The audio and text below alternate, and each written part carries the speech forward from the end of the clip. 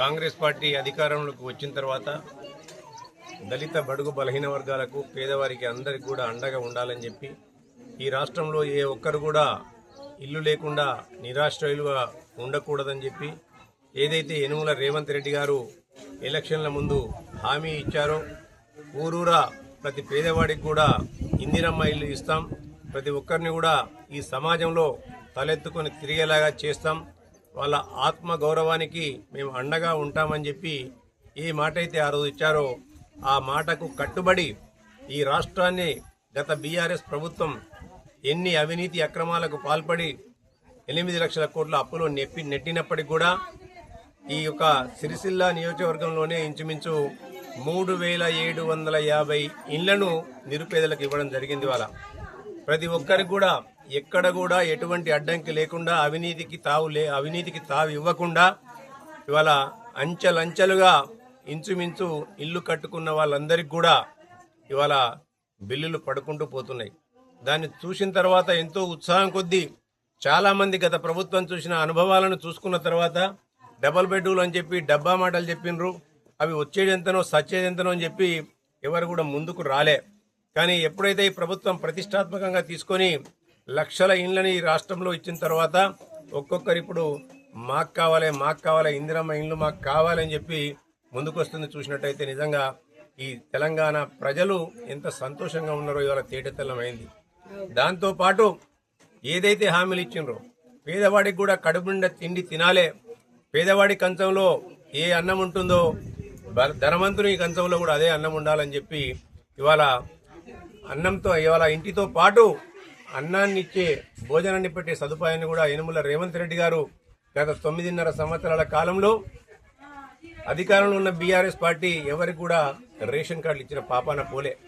ఇవాళ అధికారంలోకి వచ్చిన వెంటనే అడిగిందే తడవుగా ప్రతి ఒక్కరికి కూడా రేషన్ కార్డు ఇవ్వడంతో పాటు ప్రతి మనిషికి కూడా 6 కిలోల సన్న బియ్యాన్ని ఇచ్చుకుంటూ పేదవాడి కంచంలో కూడా తల్లులు కడుపు నిండా వాళ్ళ పిల్లలకు అన్నం పెడుతూ వాళ్ళ ముఖాల్లో ఆనందాన్ని చూడాలని చెప్పి రేవంత్ రెడ్డి గారి దేశంలో ఎక్కడ లేని విధంగా ఇలా సన్న బియ్య పథకాన్ని ఇచ్చేయాల. ఈ రాష్ట్రంలో 1 కోటి మంది మహిళలను కోటీశ్వరులను చేయాలన్న ఉద్దేశం కొద్దీ ఏ పథకాన్ని చేపట్టినా ఇలా మహిళల చుట్టే తీసుకొచ్చింది. వాళ్ళ మహిళలకు ఉచిత బస్సు ప్రయాణం అయితేనేంది, ఇవాళ ఆ రోజు బతుకమ్మ చీరల పేరిట బీఆర్ఎస్ ప్రభుత్వం తెలంగాణ ఆడపడుతులను కించపరిచే మాదిరిగా చీరల నాణ్యత ఉంటే ఈరోజు ఇందిరా మహిళా శక్తి రూపాన 1 కోటి మంది మహిళలకు ఇవాళ 1 కోటి చీరలను ఏదైతే నాణ్యమైన చీరలను ప్రతి మహిళ కూడా ఇవాళ నాకివ్వండి అని చెప్పి అడిగే పరిస్థితికి వచ్చిందంటే ఆ నాణ్యతను ఒకసారి మనం అందరం కూడా రేవంత్ రెడ్డి గారు ఎంత మనసు పెట్టి తెలంగాణ ఆడపడుతుల యొక్క ఆత్మ గౌరవాన్ని నిలబెట్టాలని చెప్పి మొన్నటి వరకు ఇచ్చిన చీరలతో పాటు ఇవాళ మళ్ళీ 60 సంవత్సరాల వరకు ఉన్న మహిళకు 18 సంవత్సరాల నిన్న మహిళకు కూడా కోటి చీరలే కాదు ఆ పైన ఎంతమందికి కావాలన్నా ఇవ్వాలని మళ్ళీ కొత్తగా చిలకపత్తు రంగు చీరలను మళ్ళీ ఇవాళ ఆర్డర్లు ఇవ్వడం జరిగింది. ఇవాళ దాంతోపాటు మహిళలు గృహిణులందరికీ కూడా ఎక్కువగా ఉండేది గృహిణులు ఇళ్లలో ఉంటారు కాబట్టి 200 యూనిట్ల వరకు కూడా కరెంటు ఉచితంగా ఇవ్వడం జరుగుతుంది. దాంతోపాటు మహిళలు బస్సుల్లో ఉచితంగా ప్రయాణం చేయడానికి ఉచిత బస్సు ప్రయాణం కూడా ఇచ్చుకుంటూనే ప్రతి ఒక్క దాన్ని కూడా మహిళలకు ఐకేపీ సెంటర్ల ద్వారా ఇవాళ మహిళా సంఘాలకు ఇవాళ వడ్ల కొనుగోలు వాళ్ళకే అప్పచెప్పి వాళ్ళని కోటీశ్వరులను చేయాలంటున్నారు. వారికే బస్సులు ఇస్తున్నారు. మహిళా సంఘాలకు సౌర ఉత్పత్తి కేంద్రాలను ఇస్తున్నారు. మహిళా సంఘాలకు ఇవాళ విత్తన విక్రయ కేంద్రాలను, ఎరువుల విక్రయ కేంద్రాలను, వాళ్ళకు రైస్ మిల్లను వీటన్నింటిని కూడా ఇచ్చుకుంటూ 28,000 కోట్ల రూపాయలను వడ్డీ లేకుండా ప్రతి మహిళా సంఘానికి కూడా 10 లక్షల రూపాయలు ఇవ్వడానికి ఇవాళ బ్యాంకుల్లో డబ్బులు వేసి పెట్టిన ఘనత యనుమల రేవంత్ రెడ్డి గారిది, కాంగ్రెస్ ప్రభుత్వానికి. ఇవాళ ఈ ఒక్కొక్క పథకాన్ని ప్రజల్లోకి వెళ్తుంటే మా యొక్క ఉనికి ఎక్కడ కోల్పోతామో అని చెప్పి గత 9.5 సంవత్సరాలు ఈ రాష్ట్రాన్ని పట్టి పీడించిన శనీశ్వరులు ఇవాళ మైండ్ బ్లాక్ అయిపోయి ఇష్టారాజ్యంగా మాట్లాడుతున్న వైనాన్ని మీరు అందరూ కూడా చూస్తున్నారు. ఇవాళ నిన్న మొన్న వచ్చిండు ఈ ప్రాంతానికి 17 సంవత్సరాలుగా ప్రాతినిధ్యం వహిస్తూ 9.5 సంవత్సరాలు మంత్రిగా వెలగబెట్టి ముఖ్యమంత్రి తర్వాత నేనే ముఖ్యమంత్రి అని చెప్పిన వ్యక్తి ఇవాళ పక్కన వాళ్ళ బావ సిద్దిపేటలో చేసిన అభివృద్ధిని ఎక్కడ కూడా చూడలేదు ఆయన. ఇవాళ మనకు రావాల్సిన నీళ్లను మిడ్మానేర్ మన సిరిసిల్లలో ఉంటది, ఆ నీళ్లను తీసుకెళ్లి రంగనాయక సాగర్లో నింపితే ఆ రంగనాయక సాగర్ నుంచి మల్లన్న సాగర్ నుంచి కొండపోచమ్మ సాగర్ పోతే ఇలా రంగనాయక సాగర్ నుంచి ఆ పొలాలన్నీ కూడా సిద్దిపేటలో ఉన్న ప్రాంతంలో ఉన్న పొలాలు జక్కపురం కానీ అప్పుడు ఇబ్రాహింపురం కానీ నారాయణపురం కానీ ఇవన్నీ సస్యశ్యామలంగా వాడితే మన తంగలపల్లి మండలానికి రావాల్సిన పొలాల్లోకి రావాల్సిన కాలువలను మాత్రము ఈ ప్రాంతానికి ప్రాతినిధ్యం వహించిన మంత్రి గారు ఎమ్మెల్యే గారు ఎక్కడ వేసిన గొంగలు అక్కడే వేసిండు. వాళ్ళ 10th 11th 12th కాదు, ముస్తాబాద్కి రావాలి, గంభీరపేటకు రావాలి, 9th ప్యాకేజ్ ద్వారా ఎల్లారెడ్డిపేటకు వీర్నపల్లి మండలాలకు రావాలి. ఇవన్నీ కూడా ఎక్కడ వేసిన గొంగలు అక్కడే ఉంది.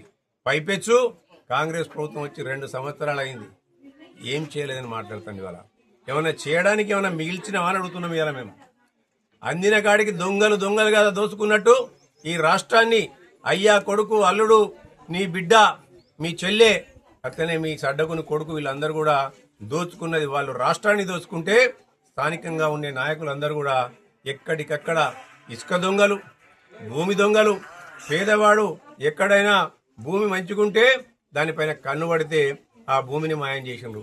అవినీతికి ఇలా కేర్ ఆఫ్ అడ్రస్ ఎక్కడా అంటే సిరిసిల్ల ప్రాంతం. ఆ రోజు నేరళ్లలో జరిగిన సంఘటన మీ అందరు కూడా తెలిసి వాళ్ళ ఆ సంఘటనలు మర్చిపోకముందే మళ్ళీ ఇవాళ కొత్తగా అవినీతి అక్రమాలతో ఈ రాష్ట్రాన్ని మొత్తం దోచుకున్నారు. ఇవాళ 2.5 సంవత్సరాలు యనుమల రేవంత్ రెడ్డి గారు మీరిచ్చిన ఆశీర్వాదంతో కాంగ్రెస్ పార్టీ అంటేనే దళిత బడుగు బలహీన వర్గాలకు పేదలకు అండగా ఉండే పార్టీ కాబట్టి ప్రతి వారికి కూడా అందుబాటులో ఉండాలని చెప్పి నిరుద్యోగాలకు ఉద్యోగాలు ఇచ్చుకుంటూ పోతూ ఒక్కొక్క కార్యక్రమాన్ని ముందుకు తీసుకున్న తరుణంలో మీరందరూ కూడా కాంగ్రెస్ పార్టీకి అండగా ఉంటారని ఆశిస్తూ నాకు ఈ అవకాశం ఇచ్చిన మీ అందరూ కూడా పేరు పేరున కృతజ్ఞతలు తెలియజేసుకుంటూ కొత్తగా గృహప్రవేశం చేసిన రమేష్ గారి దంపతులకు కూడా హృదయపూర్వక అభినందనలు తెలియజేస్తూ సన్నీళ్లకు వేన్నీళ్ల మాదిరిగా మేమిచ్చింది 5 లక్షలే ప్రభుత్వం, కానీ ఆ యొక్క స్ఫూర్తిని ముందుకు తీసుకెళ్లే విధంగా ఇంచుమించు 10-12 లక్షలు అయి ఉంటుంది. దాన్ని పెట్టుకొని అంటే ఆ ధైర్యాన్ని కాంగ్రెస్ పార్టీ ఇచ్చింది కాబట్టి వాళ్ళు కట్టుకోగలిగినరు. ఇట్లా చాలా మంది ఎంతమంది ఇండ్లు కట్టుకుందామన్నా కానీ ఇండ్లు ఇవ్వడానికి కాంగ్రెస్ పార్టీకి ఎటువంటి అభ్యంతరం లేదు. ఇవాళ ఇందిరమ్మ ఇండ్లు అనేటిది, రేషన్ కార్డులు అనేటిది అది నిరంతర ప్రక్రియ. ఆ ప్రక్రియ కొనసాగుతూనే ఉంటుంది.